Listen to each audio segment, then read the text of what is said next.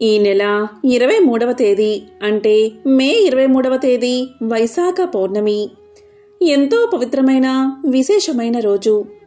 ఈ వైశాఖ పౌర్ణమిలోగా వైశాఖ పురాణంలోని ఈ కథలను విన్నా, చదివినా, చెప్పినా, వినిపించినా జన్మల పాపాలు తొలగి కోటి జన్మల పుణ్యం వస్తుంది. సకల శుభాలు కలుగుతాయి. చంద్రుడు విశాఖ నక్షత్రానికి దగ్గరగా సంచరించే మాసాన్ని వైశాఖ మాసము అంటారు. మాసాల్లో వైశాఖ మాసం 2వ మాసం. అందులోనూ ఉత్తరాయణంలో ఉండడంతో ఇది అత్యంత పవిత్రమైన మాసంగా పురాణాలు చెబుతున్నాయి. పూర్వం ఒకసారి సూత పౌరాణికుడు శౌనకాది మహాములకు ఇలా చెప్తున్నాడు. సమస్త భూత జాలములను సృజించిన బ్రహ్మదేవుడి మానస కుమారుడైన నారద మహర్షి అంబరీష చక్రవర్తికి అనేక విధ ధర్మాలను వినిపించగా, దాంతో అంబరీషుడు అమిత ఆనందాన్ని పొంది ఇంకా వినాలని కోరిక కలిగి నారదుడితో ఇలా పలికాడు. మహానుభావ నారదా, మీరు నాకు 12 మాసాల మహత్యాన్ని చెప్పారు. నేను బహుశ్రద్ధతో విని ఆనందించాను. మాసాలంటిలో వైశాఖ మాసం మిక్కిలి శ్రేష్టమైనదని నా మనస్సున నిశ్చయం చేసుకున్నాను. కాబట్టి ఆ మాస మహత్యాన్ని వినడానికి నాకు కుతూహలంగా ఉంది. కాబట్టి ఈ వైశాఖ మాసం శ్రీ మహావిష్ణువుకు ఎలా మిక్కిలి ప్రీతికరమైనది? ఈ మాసమందు మనిషి ఆచరించవలసిన వ్రత విధులు, ధర్మాలు ఏమిటి? ఈ మాసమందు చేయదగిన విష్ణుప్రీతిని కలిగించే కార్యాలు ఏమిటి? ఏ విధమైన దానాలు చెయ్యాలి? ఆ దానాలు చేయడం వల్ల కలిగే ఫలితాలు ఏమిటి? చెప్పండి అని నారదుణ్ణి అడిగాడు. అప్పుడు నారదుడు అంబరీష మహారాజుకు ఇలా చెప్పడం ప్రారంభించాడు. అంబరీష మహారాజా, నేను చెప్పేది శ్రద్ధగా విను. వైశాఖ మాసంతో సమానమైన మాసం, కృతయుగంతో సమానమైన యుగం, వేదంతో సమానమైన శాస్త్రం, గంగానదితో సమానమైన తీర్థమూ లేదు. అంబరీష మహారాజా, నీకొక కథను తెలియజేస్తాను. శ్రద్ధగా విను అని నారదుడు ఇలా చెప్పడం ప్రారంభించాడు. పూర్వం ఇక్ష్వాకు రాజవంశంలో హేమాంగుడు అనే రాజు ఉండేవాడు. అతడు గోదానాలు అనేకం చేశాడు. భూమి యందు రేణును లెక్కించడం, నీటి బొట్టులను గణించడం, ఆకాశం నందలి నక్షత్రాలన్నిటినీ లెక్కించడం ఎంత కష్టమో ఆ రాజు చేసిన గోదానాలు లెక్కించడం అంత కష్టం. అనేక యజ్ఞాలు చేశాడు. గోదానం, భూదానం, తిలదానం మున్నగు దానాలు కూడా లెక్కలేనన్ని అంత సంఖ్యలో చేసి చాలామంది బ్రాహ్మణులను సంతోషపరిచాడు. అతడు చెయ్యని దానమే లేదని ప్రసిద్ధి పొందాడు. అందరకు సులభంగా దొరికేది నీరు. అది దైవదత్తము, సులభము. అలాంటి జలాన్ని దానం ఇవ్వడమేంటని తలచి జలదానాన్ని మాత్రం అతను చెయ్యలేదు. బ్రహ్మపుత్రుడగు వశిష్ఠుడు ఆ మహారాజుకు గురువు, పురోహితుడు. అతడు జలదానం చేయమని రాజుకు ఎన్నోసార్లు చెప్పినా రాజు జలదానాన్ని మాత్రం చెయ్యలేదు. నీరు అమూల్యమైనది, అలాంటి దాన్ని దానమిస్తే ఫలితం అమూల్యంగా ఉంటుంది అని గురువు చెప్పినా, ఎవరికీ సులభం కాని దాన్ని దానమిస్తే పుణ్యం కలుగుతుందని అలాంటి వస్తువులే దానమిచ్చేవాడు. అలాగే ఎవరోనూ గౌరవింపని వారిని ఆదరించడమే యుక్తమని తలచి అంగవైకల్యం కల బ్రాహ్మణులను, దరిద్రులను, ఆచారహీనులను ఆదరించి గౌరవించేవాడు మహారాజు. ఆచారవంతులను, పండితులను, సద్బ్రాహ్మణులను ఆదరింపలేదు, అలాగే గౌరవించలేదు. అందరూ ప్రసిద్ధులను, ఉత్తములను మాత్రమే గౌరవిస్తే అనాథలను, విద్యాహీనులు అయిన బ్రాహ్మణులకు, దరిద్రులకు ఆదరణ ఎలా లభిస్తుంది?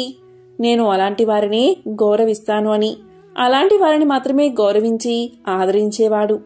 ఈ విధంగా అపాత్రులకు మాత్రమే దానాలు ఇచ్చేవాడు. ఇటువంటి దోషం కలగడం వల్ల ఆ రాజు ఒకప్పుడు జలదానం చేయకపోవడం వల్ల చాతక పక్షిగా చాలాసార్లు జన్మించాడు. ఒక జన్మలో గెద్దగాను, కుక్కగాను అనేకసార్లు జన్మించాడు. ఆ తరువాత మిథిలా దేశాన్ని పాలించి శృతకీర్తి మహారాజు గృహంలో గోడపై ఉండే బల్లిగా జన్మించాడు. అక్కడ వ్రాలే కీటకాలను తింటూ బల్లి అయి హేమాంగద మహారాజు జీవనాన్ని గడుపుతూ ఉన్నాడు. ఈ విధంగా 87 సంవత్సరాలు కాలం గడిపాడు. మిథిలాదేశ రాజగృహానికి శృతదేవ మహాముని ప్రయాణించే అలసిపోయి మధ్యాహ్న కాలమునకు అక్కడికి చేరుకున్నాడు. అప్పుడు మహారాజు అయిన శృతకీర్తి ఆ మున్ని చూసి సంభ్రమంతో ఆ మునికి ఎదురు వెళ్లి సగౌరవంగా ఇంటిలోకి తీసుకువచ్చాడు. అతన్ని మధుపర్కము మున్నగు వానితో పూజించి అతని పాదాలు కడిగి ఆ నీటిని తన తలపై జల్లుకున్నాడు. అలా జల్లుకోవడంలో తలపై జల్లుకున్న నీటి తుంపర్లు కొన్ని ఎగిరి గోడమీద ఉన్న బల్లిపై దైవికంగా పడ్డాయి. ఆ పవిత్ర జలస్పర్శ కలగగానే ఆ బల్లికి పూర్వజన్మ శృతి కలిగి తన దోషాన్ని తెలుసుకుని పశ్చాత్తాపం కలిగింది. నన్ను రక్షించుము, నన్ను రక్షించుము అని మానవుడిలాగా ఆ మున్ని ప్రార్థించింది. అప్పుడా ముని బల్లి మాటలకు విస్మయపడి ఇలా పలికాడు. ఓ బల్లి, నీవెందుకు ఇలా దుఃఖిస్తున్నావు? నీవు ఏ పని చేసి ఇలాంటి దశను పొందావు? ఇలా ఎందుకు అరుస్తున్నావు? నీవు దేవజాతి వాడవా, లేక రాజువా, లేక బ్రాహ్మణుడువా? నీవెవరు? నీకీ దశ ఎలా వచ్చిందో చెప్పు, నేను నీకు సహాయం చేస్తాను అన్నాడు ఆ ముని. స్తుతదేవ ముని మాటలు విన్న బల్లి రూపంలో ఉన్న హేమాంగద మహారాజు ఇలా పలికాడు. మహాత్మా, నేను ఇక్ష్వాకు కులమున జన్మించిన హేమాంగదుడు అనే ప్రభువుని, వేద శాస్త్ర విశారదుణ్ణి. భూమి అందలి రేణువులు ఎన్ని ఉన్నాయో, నీటి అందు జలబిందువులు ఎన్ని ఉన్నాయో, ఆకాశంలో ఎన్ని నక్షత్రాలు ఉన్నాయో అన్ని గోవులను అసంఖ్యాకంగా దానాలు ఇచ్చాను. ఎన్నో యజ్ఞాలు చేశాను. చెరువులో మొదలైన వాటిని ఎన్నిటినో తవ్వించాను. సర్వ విధాలైన దానాలు ఎన్నో చేశాను. చెరువులో మున్నగ వాటిని తవ్వించాను. ధర్మంగా రాజ్యపాలన చేశాను. నేనెన్ని సత్కర్మలు ఆచరించినా ముమ్మారు చాతక పక్షిగా, గద్దగా, 7 సార్లు కుక్కగా, ప్రస్తుతం బల్లిగా జన్మించాను. ఈ మహారాజు నీ పాదాలు కడిగిన పవిత్ర జలాన్ని తలపై చల్లుకుంటూ ఉండగా కొన్ని నీటి తుంపరలు నాపై పడి నాకు పూర్వజన్మ స్మరణం కలిగినది. నా పాపభారం తగ్గినట్లు అనిపిస్తుంది. కాని నేనింకా 27 మార్లు బల్లిగా జన్మించవలసినట్లుగా నాకు తోస్తుంది. నాకీ విధమైన బల్లిగా జన్మ పరంపర ఎలా తొలగుతుంది అని భయం కలుగుతుంది. నేను చేసిన పాపమేమిటో, నాకీ జన్మ ఎందుకు కలిగిందో నాకు తెలియదు. దయవుంచి నాకీ జన్మలు కలగడానికి కారణమైన పాపమును, ఆ పాపం పోయే విధానాన్ని చెప్పగోరుతున్నాను అని ప్రార్థించింది బల్లి. అప్పుడు స్తుతదేవ మహాముని హేమాంగుదుని మాటలను తన దివ్య దృష్టితో పరిశీలించి ఇలా పలికాడు. రాజా, నీవు శ్రీ మహావిష్ణువుకు ప్రియమైన వైశాఖ మాసంలో జలాన్ని ఎవ్వరికీ దానం ఇవ్వలేదు. జలము సర్వజన సులభము, దాన్ని దానమిస్తే ఏమొస్తుంది అని అనుకున్నావు. ప్రయాణమును అలసిన వారికి జలదానమైనా చెయ్యలేదు. వైశాఖమాస వ్రతాన్ని కూడా నీవు పాటించలేదు. హోమం చేయదలిచిన వారు మంత్రపూతమగు అగ్నియందే హోమం చెయ్యాలి. అలా కాక బూడిద మున్నగు వానియందు హోమం చేస్తే ఫలం ఎలా కలుగుతుంది? అలాగే నీవు కూడా యోగ్యులైన వారికి దానం ఇవ్వక అయోగ్యులైన వారికి దానాలు ఇచ్చావు. అపాత్రులకు ఎన్ని దానాలు ఇచ్చినా ప్రయోజనం లేదు కదా. వైశాఖమాస వ్రతాన్ని చెయ్యలేదు, జలదానం చెయ్యలేదు. ఎంత ఏపుగా పెరిగినా సుగంధాది గుణాలున్న ముళ్ళుకల వృక్షాన్ని ఎవరు ఆదరిస్తారు? అలాంటి వృక్షం వల్ల ప్రయోజనం ఏమిటి? వృక్షాలలో రావి చెట్టు ప్రశస్తమైనది, అందువల్ల అది పూజకు అర్హమైనది. తులసి కూడా మిక్కిలి పవిత్రమైనదే. ఇలా రావి చెట్టును, తులసిని వదిలి వాకుడు చెట్టును ఎవరైనా పూజిస్తారా? అలా పూజ చేయడం వల్ల ఫలితం ఉంటుందా? అనాథలు, అంగవైకల్యం కలవారు, దయ చూపదగిన వారు, వారిపై దయను చూపడం ధర్మం. కాని వారు మాన్యులు, పూజ్యులు కారు. అలాంటి వారిని పూజించడం వల్ల ఫలదాయకం కాదు. వారిపై దయ, జాలి చూపవచ్చు, కాని గౌరవించరాదు. తపము, జ్ఞానము, వేదశాస్త్ర పాండిత్యము, సజ్జనత్వం కలవారు శ్రీ మహావిష్ణువు స్వరూపులు. అలాంటి వారిని పూజించాలి. వీరిలో జ్ఞానవంతులు శ్రీ మహావిష్ణువుకు మిక్కిలి ఇష్టమైన వారు. అటువంటి వారిని పూజిస్తే తన్ని పూజించినట్లుగా భావించి శ్రీహరి వరాలు ప్రసాదిస్తాడు. కావున జ్ఞానులైన వారు సర్వాధికులు, సర్వోన్నతులు. అలాంటి వారిని గౌరవించకపోవట వారిని అనగా శ్రీ మహావిష్ణువును అవమానించడమే అవుతుంది. ఈ విధంగా చేయడం ఇహలోకమున పరలోకమున దుఃఖాన్ని కలిగిస్తుంది. మానవుడు పురుషార్థాల్ని సాధించాలి అంటే జ్ఞానుల సేవ, వారిని గౌరవించడం ముఖ్య కారణం. జ్ఞానులు కానివారు, అందులు, ప్రజ్ఞా జ్ఞాన నేత్రాలు లేనివారు, అలాంటి అంధులను ఎంతమందిని పూజించినా ఫలితం ఉంటుందా? గుడ్డివాడికి ఏమి కనిపిస్తుంది? అతడేం చెప్పగలడు? కాబట్టి జ్ఞానహీనులైన వారిని ఎంతమందిని ఎంత పూజించినా, వారిని సేవించినా అవి నిష్ఫలములు, నిష్ప్రయోజనములు. అంతేకాక కష్టాలను, దుఃఖాల్ని కలిగిస్తాయి. పురుషార్థములకు ధర్మార్థ కామ మోక్షాలు ఎలా సిద్ధిస్తాయి? తీర్థములు కేవలం జలం కాదు, దేవతలు శిలారూపులు కారు. చిరకాలము తీర్థస్నానము, సేవ చేస్తే, శిలారూపంలో ఉన్న దైవాన్ని చిరకాలం పూజిస్తే వారి అనుగ్రహం కలుగుతుంది. కానీ జ్ఞానులైన సజ్జలను దర్శించినంతనే వారు ప్రసన్నులు అవుతారు, ఇష్ట ఫలప్రాప్తిని కలిగిస్తారు. కాబట్టి జ్ఞానులైన వారిని సేవిస్తే, వారి ఉపదేశాన్ని పాటిస్తే విషాదం ఉండదు, ఇష్టప్రాప్తిచే సంతోషం కలుగుతుంది. కాబట్టి హేమాంగద మహారాజా, నీవు వైశాఖ మాస వ్రతాన్ని ఆచరించలేదు, జలదానం చేయలేదు, జ్ఞానులైన వారిని సేవించలేదు. అందువల్లే నీకు ఇలాంటి దుర్గతి కలిగింది. నీకు ఈ వైశాఖ మాస వ్రతాన్ని ఆచరించి నేను సంపాదించిన పుణ్యాన్ని కొంత నీకిస్తాను. దీనివల్ల దుర్దశ సాధించడానికే భవిష్యత్ వర్తమాన కాలాల్లోని నీ పాపాలు, వాటి ఫలాన్ని పోగొట్టుకుని నీవు విజయాన్ని సాధిస్తావు అని పలికి శృతదేవ మహాముని నీటిని సృజించి బల్లి రూపంలో ఉన్న హేమాంగద మహారాజుకు తాను చేసిన వైశాఖమాస వ్రతంలోని కొన్ని రోజుల పుణ్యాన్ని దారపోశాడు. ఆ పుణ్య ఫలాన్ని పొందినంతనే హేమాంగద మహారాజు బల్లి రూపాన్ని వదిలిపెట్టి దివ్య రూపాన్ని పొందాడు. శృతకీర్తి మహారాజుకు శృతదేవ మహామునికి నమస్కారం చేసి వారి అనుజ్ఞతో శ్రీహరి పంపిన దివ్య విమానమెక్కి పుణ్యలోకాలకి చేరుకున్నాడు. దేవతలందరూ హేమాంగదుని అదృష్టానికి ఎంతగానో మెచ్చుకున్నారు. హేమాంగదుడు పుణ్యలోకంలో 10,000 సంవత్సరాలు గడిపాడు. దివ్యలోక భోగాలు అనుభవించాడు. అటు తరువాత ఇక్ష్వాకు కులంలో కాకుత్స మహారాజుగా జన్మించాడు. 7 ద్వీపాల భూమిని సజ్జనులు, జ్ఞానులు మెచ్చినట్లు పరిపాలించాడు. శ్రీ మహావిష్ణువు అంశను పొంది ఇంద్రుడికి స్నేహితుడు అయ్యాడు. కులగురువైన వశిష్ఠ మహాముని ఉపదేశాన్ని పాటించాడు. వైశాఖమాస వ్రతాన్ని సంపూర్ణంగా ఆచరించాడు. అందు చేయవలసిన దాన ధర్మాలటిని శ్రద్ధాభక్తులతో చేశాడు. సర్వ పాపాలను పోగొట్టుకున్నాడు. దివ్య జ్ఞానాన్ని పొందాడు. శ్రీ మహావిష్ణువు యొక్క సాయుధ్యాన్ని పొందాడు.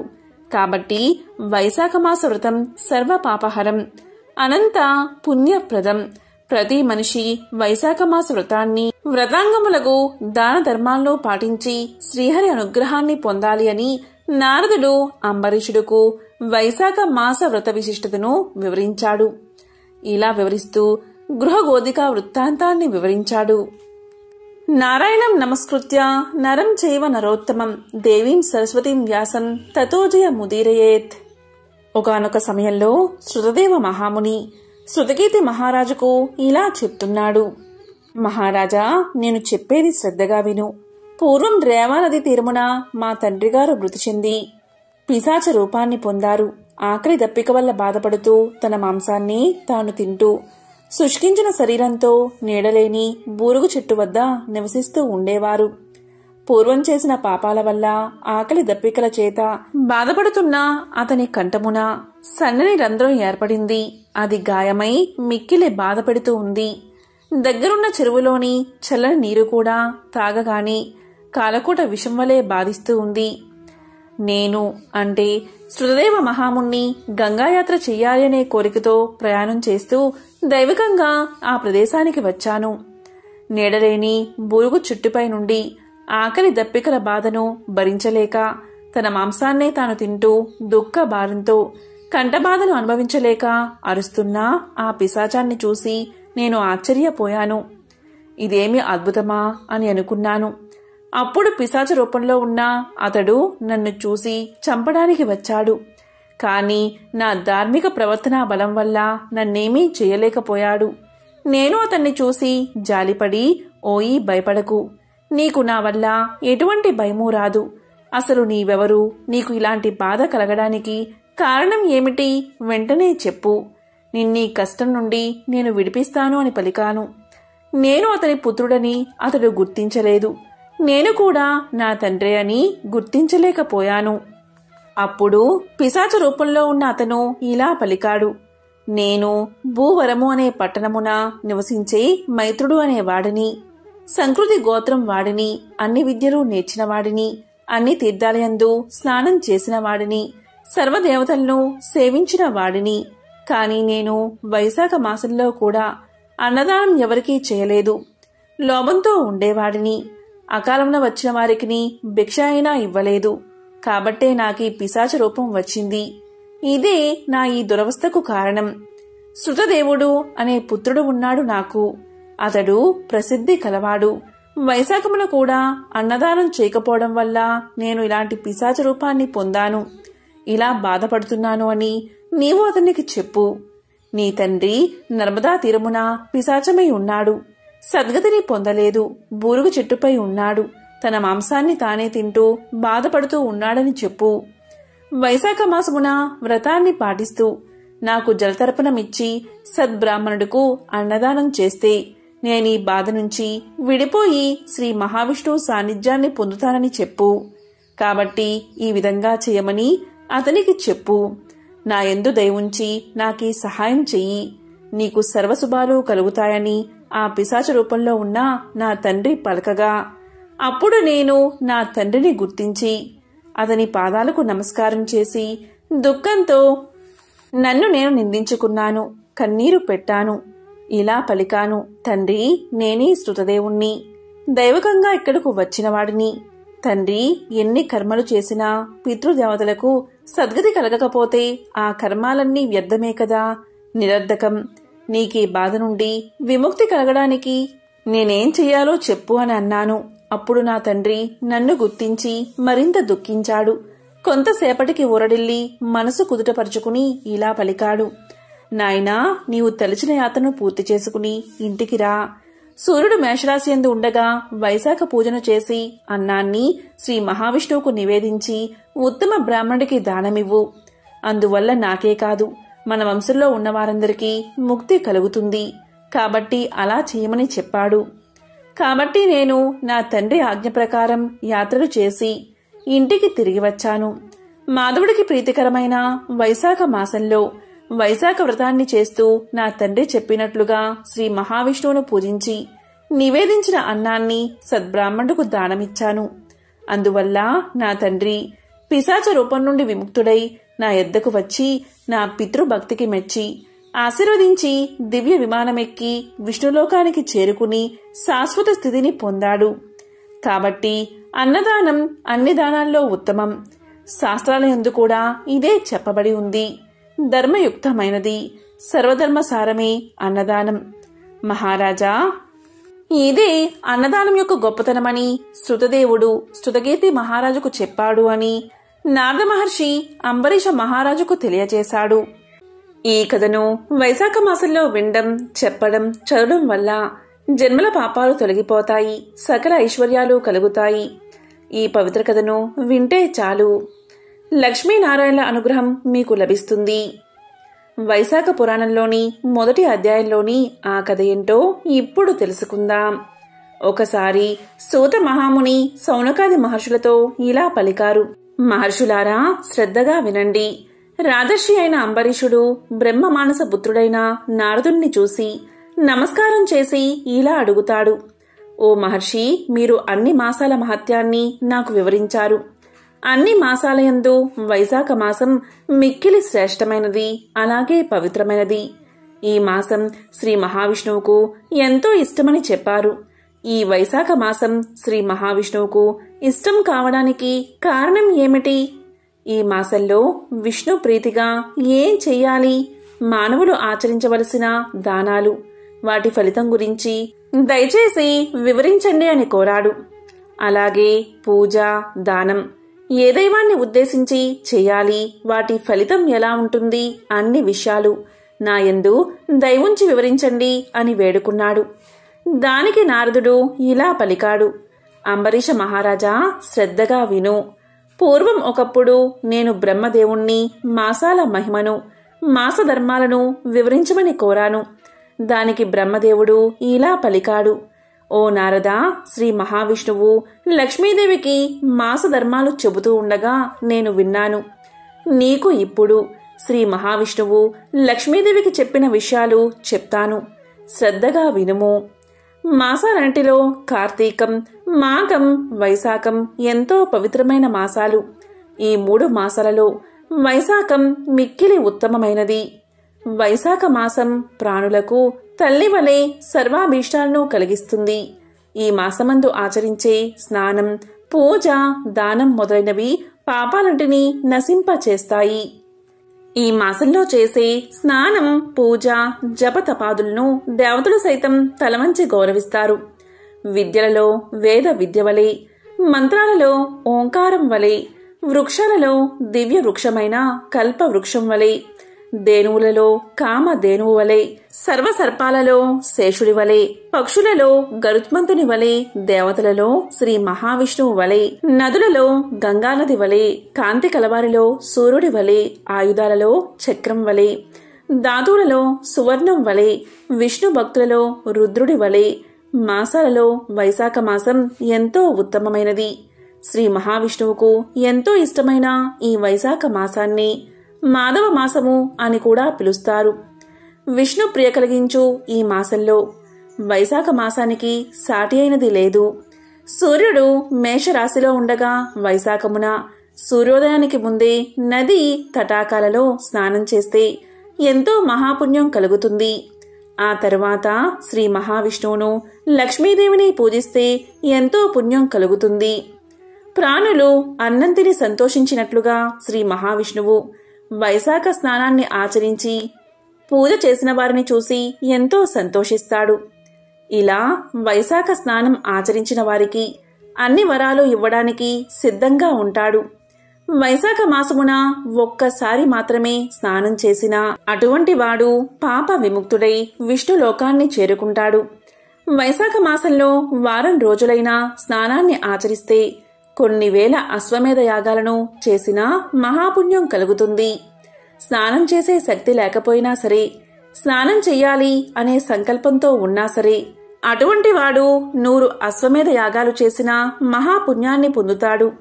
సూర్యుడు మేషరాశిలో ఉండగా వైశాఖ స్నానం నదిలో, ఏరులో చెయ్యాలని సంకల్పించుకున్నవాడై ఆసక్తుడై ఉన్న కొంత దూరమైన ఇంటి నుండి ప్రయాణమైన వాడు వైశాఖమున నదీ స్నాన సంకల్పం దృఢంగాను ఉన్నవాడు విష్ణు సాన్నిధ్యాన్ని పొందుతాడు అని లక్ష్మీదేవికి శ్రీ మహావిష్ణువు చెప్పినట్లు బ్రహ్మదేవుడు నారదుడికి చెప్పగా అంబరీష మహారాజుతో నారదుడు తెలియజేశాడు. కాబట్టి అంబరీష మహారాజా సర్వలోకాల్లో ఉన్న తీర్థ దేవతలు భూమిపై ఉన్న నది, తటాకము, సెలయేరులో ఈ వైశాఖ మాసంలో ఉంటారు. కాబట్టి జీవి చేసిన సర్వ పాపాలను పోగొట్టుకోవాలి అనుకుంటే జీవి ఈ మాసంలో అలాంటి జలాల్లో పవిత్ర స్నానం చేస్తే సర్వ పాపాలు తొలగి సకల శుభాలను పొందుతారు, విష్ణు లోకాన్ని చేరుకుంటారు. మానవులు ఈ వైశాఖ మాసంలో ఇలా జలంలో స్నానం చేస్తే సర్వ తీర్థదేవతల శక్తి వల్ల ఆ జీవి చేసిన సర్వ పాపాలు హరించుకుపోతాయి. సర్వ తీర్థాలలో సూర్యోదయం మొదలు 6 గడియల వరకు ఈ భూమి మీద నదీ జలాలలో ఆ తీర్థదేవతల శక్తులు ఇమిడి ఉంటాయి. ఈ సమయంలో ఆ జలంలో స్నానం చేస్తే వారి యొక్క ఎలాంటి పాపాలైనా తొలగి వారికి మోక్షం లభిస్తుంది. వారు శ్రీ మహావిష్ణువు యొక్క లోకాన్ని చేరుకుంటారు. ఈ మాసంలో సూర్యోదయం తర్వాత తీర్థదేవతలు తమ తమ స్థానాలకు వెళ్ళిపోతారు. మళ్లీ తర్వాత రోజు సూర్యోదయానికి ముందుగా భూమిపై జలంలో ప్రవేశించి స్నానం చేసిన మానవుల పాపాలను నశింపచేస్తారు. కాబట్టి అంబరీష మహారాజా, వైశాఖ మాసం ఎంతో పవిత్రమైనది అని నారదుడు తెలియచేశాడు. ఎంతో విశేషమైన ఈ కథను వింటే చాలు, సకల పాపాలు తొలగి సకల ఐశ్వర్యాలు కలుగుతాయి. పూర్వకాలంలో త్రేతాయుగంలో మధుర పట్టణంలో సోమశేఖరుడు అనే ఒక బ్రాహ్మణుడు ఉండేవాడు. అతను సకల శాస్త్రాలు చదివాడు, 4 వేదాలు నేర్చుకున్నాడు, వేదాంత విద్యా వివేకం సంపాదించాడు. అంతేకాదు అతను ఎల్లప్పుడూ సత్యాన్నే మాట్లాడతాడు. దయామయుడు. అతని భార్య పేరు విశాలాక్షి. ఈమె ఎంతో మంచి ప్రవర్తన కలిగి ఉండేది. శీలవతి, గుణవతి, మహాపతివ్రత. ఎల్లప్పుడూ భర్తనే దైవంగా భావించి పూజించేది. వారి దాంపత్యం చూసేవారికి కన్నుల పండుగగా ఉండేది. వీరు శ్రీ మహావిష్ణువును ఎంతో భక్తి శ్రద్ధలతో పూజించేవారు. ఇంటికి వచ్చిన అతిథి అభ్యాగతులకు చక్కగా సత్కారం చేసి భోజనం పెట్టి పంపేవారు. వారి గృహం భూలోక స్వర్గంలా ఉండేది. ఈ విధంగా వీరు ఆనందంగా కాలాన్ని గడుపుతూ ఉన్నారు. ఒకరోజు ఆ బ్రాహ్మణ దంపతులు మోక్షాన్ని పొందగోరి గంగాయాత్రకు పోవాలని నిర్ణయించుకుని అలా ప్రయాణమైపోయి అక్కడ కాశీ విశ్వేశ్వరుణ్ణి దర్శించుకుని కొన్ని రోజులు అక్కడ నివసించి పవిత్రమైన గంగా జలాన్ని తీసుకుని తిరుగు ప్రయాణాన్ని మొదలుపెట్టారు. ఆ దంపతులు తిరుగు ప్రయాణంలో వస్తూ ఉండగా మార్గమధ్యలో వారికి ఒక పురుషుడు కనిపించాడు. అతను ఒక పశ్చిమ దేశస్థుడు. అతని పేరు రత్నాకరుడు. వ్యాపార నిమిత్తమై సరుకులను ఎడ్ల బండిపై ఎక్కించుకుని పోతున్నాడు. అప్పుడు ఒక ఎద్దు అధిక బరువు వల్ల నడవలేక నిల్చుని ఉంది. అంతటా రత్నాకరుడు తన నౌకరుల్లో ఒకడైన కాలకల్పుణ్ణి చూసి ఎద్దును అదిలించమని హెచ్చరించాడు. అంతటా కాలకల్పుడు తన చేతిలో ఉన్న కర్రతో దాన్ని బలంగా కొట్టాడు. అప్పుడు ఆ ఎద్దు గింజుకుని తాళ్లు తెంపుకుని తన్ను కొట్టిన కాలకల్పుణ్ణి పొడిచింది. సూది మొనలాగా ఉన్న దాని కొమ్ము కాలకల్పుడి డొక్కలో గుచ్చుకుని వెంటనే భూమి మీద పడి గిరగిలా తన్నుకుని మరణ వేదనతో కాలకల్పుడు అరుస్తున్నాడు. అలా అరుస్తున్న కాలకల్పుణ్ణి ఈ బ్రాహ్మణ దంపతులు చూశారు. వెంటనే సోమశేఖరుడు అతని బాధను చూడలేక అతని దగ్గరకు వెళ్లి తన కలశంలో ఉన్న గంగాజలం కొంత అతని నోట్లో పోసి ఇంతకు ముందు విష్ణు పూజకు ఉపయోగించిన తులసీ దళాన్ని అతనిపై వేశాడు. ఇక విష్ణునామాన్ని అతడికి వినపడేలా జపించసాగాడు. కొంతసేపటికి కాలకల్పుడు మరణించాడు. ఇక కాలకల్పుడి మరణానికి ఆ దంపతులు విచారించి ముందుకు సాగిపోయారు. వారు అలా కొంత దూరం పోయేసరికి మరొక భయంకర దృశ్యం వారికి కనిపించింది. అది ఏంటి అంటే వారి ఎదుట భీకర ఆకారాలతో కొందరు భటులు కనిపించారు. వారిలో కొందరికి కాళ్ళు పెరికి ఉన్నాయి, కొందరికి చేతులు తెగి ఉన్నాయి, కొందరికి ముక్కులు తెగి ఉన్నాయి. వారి ఆకారాలు భీకరంగా ఉన్నాయి. సోమశేఖరుడు భయపడక వారి దగ్గరకు వెళ్లి, అయ్యా, మీరు ఎవరు? మీకు ఈ అవస్థ ఎలా కలిగింది? దీనికి కారణం ఎవరు? మీ చరిత్ర చెప్పండి అని కోరాడు. ఇక అందులో కొందరు బ్రాహ్మణుని చూసి ఇలా పలికారు, అయ్యా, మేము ఒకరి ప్రాణం తీయడానికి భూమి మీదకు వచ్చాం. అతను మహాపాపి, ఎన్నో పాపాలు చేశాడు. చివరకు నోరులేని ఒక ఎద్దును కర్రతో గట్టిగా కొట్టాడు. అతని పేరే కాలకల్పుడు. అతన్ని శిక్షించడానికి యమధర్మరాజు ఆజ్ఞను అనుసరించి అతన్ని తీసుకుపోతున్నాం. అలా తీసుకుపోతున్న మమ్మల్ని విష్ణుదూతలు అడ్డగించి అతన్ని మేమే తీసుకుపోతాము అని గర్జించారు. అంతట మేము వారితో ఇలా అన్నాము, ఓ విష్ణుదూతలారా, వీడు మహాపాపి, మేము ఇతన్ని వదిలిపెట్టం అని పలికాము. దానికి విష్ణుదూతలు, ఓ యమదూతలారా, వీడు ఏం పాపం చేశాడో చెప్పండి అని అడిగారు. దానికి మేము, వీడు చేసిన పాపాలు ఇవి అని చెప్పడానికి వీలుపడదు, కానీ వీడు అన్ని రకాల పాపాలు చేసిన మహాపాపి అని చెప్పాము. దానికి విష్ణుదూతలు ఇలా పలికారు, చేసి ఉండవచ్చు, కానీ ఇతన్ని మీరు ఎలా తీసుకుపోతారు అని అడిగారు. దానికి మేము, వీడు చేసిన పాపాలకి తగిన శిక్ష విధించడానికి మా ప్రభువు ఆజ్ఞ ప్రకారం తీసుకుని పోతున్నాము అని సమాధానం చెప్పాము. దానికి విష్ణుదూతలు, ఇతను ఒక్క పుణ్యకార్యమైనా చెయ్యలేదా అని అడిగారు. దానికి మేము చెయ్యలేదు అని సమాధానం చెప్పాం. దానికి విష్ణుదూతలు మాతో ఇలా అన్నారు, మీరు బాగా ఆలోచించండి. ఇతను చనిపోయే సమయంలో ఒక బ్రాహ్మణుడు ఇతని నోట్లో పవిత్రమైన గంగాజలం పోశాడు. తులసీ దళాన్ని ఇతనిపై ఉంచాడు. అంతేకాదు, ఇతను వినేటట్లు శ్రీమన్నారాయణ్ణి ఉచ్చరించాడు. ఇదే అతను చేసుకున్న మిక్కిలి పుణ్యం. ఇంతకన్నా మించిన పుణ్యం మరేదీ లేదు. అందువల్ల మా ప్రభువైన విష్ణుమూర్తి ఇతన్ని విమానంపై ఎక్కించుకుని తీసుకురమ్మని మమ్మల్ని ఆజ్ఞాపించారు. అదిగో విమానం చూడండి, కాబట్టి మీరు ఇక పొండి అన్నారు. కాని మేము వారితో ఇలా పలికాము, ఇంత మాత్రానికే ఇతన్ని విడుస్తామా? ఇతన్ని తీసుకురమ్మని మా ప్రభువైన యమధర్మరాజు ఆజ్ఞాపించాడు. ఆ మాటలను మేము అతిక్రమించలేము అన్నాము. దానికి విష్ణుదూతలు, సరే అయితే యుద్ధానికి సిద్ధం కండి. మిమ్మల్ని ఓడించి శ్రీ మహావిష్ణువు యొక్క ఆజ్ఞను నెరవేరుస్తాము అని చెప్పారు. ఆ విధంగా వారికి మాకు భీకర యుద్ధం జరిగింది. కాని వారందరూ మహాసూరులు. అందువల్ల మా అందరినీ క్షణాల్లో ఓడించి మమ్మల్ని అంగవైకల్యులుగా చేసి అతన్ని పుష్పక విమానంపై ఎక్కించుకుని వైకుంఠానికి తీసుకుపోయారు. వారి వల్ల ఇలా దెబ్బలు తిన్నామని, ఇలా జరిగిందని సోమశేఖరుడికి వివరించి తిరిగి వారి లోకాలకు వెళ్లిపోయారు. వారు వెళ్లిపోయాక ఆ బ్రాహ్మణ దంపతులు ఇలా అనుకున్నారు, ఆహా, గంగాజలం ఎంత గొప్పది! ఒక మహాపాపిని పవిత్ర గంగాజలం పుణ్యాత్ముణ్ణి చేసింది కదా. ఎప్పుడో ఒకప్పుడు తాగినంత మాత్రానే సమస్త పాపాలు తొలగిపోతుంటే ఇంకా కలకాలం ఇక్కడే ఉండి గంగా స్నానాన్ని ఆచరించి గంగాజలాన్ని తాగుతూ ఉంటే ఇంకా ఎంతటి భాగ్యం కలుగుతుందో కదా అనుకుని ఇక అక్కడే స్థిర నివాసాన్ని ఏర్పాటు చేసుకుని నిత్యము గంగా స్నానం చేస్తూ కాశీ విశ్వేశ్వరుని పూజిస్తూ అతిథులను ఎప్పటిలాగే ఆదరిస్తూ మంచి జీవితాన్ని గడిపారు. చివరకు వారిద్దరూ మోక్షాన్ని పొందారు. కాబట్టి జన్మ అంటే ఆ బ్రాహ్మణ దంపతులు జీవించినట్లు జీవించాలి. గంగా స్నానం చేస్తూ గంగాజలాన్ని సేవించడం వల్ల సకల శుభాలు కలుగుతాయి. దానికి ఈ కథే ప్రత్యక్ష ఉదాహరణ. ఎంతో పవిత్రమైన విశేషమైన ఈ కథను విన్నా, చదివినా, చెప్పినా, వినిపించినా జన్మల పాపాలు తొలగి కోటి జన్మల పుణ్యం వస్తుంది. సకల శుభాలు కలుగుతాయి. ఓం నమో నారాయణాయ. ఓం నమః శివాయ.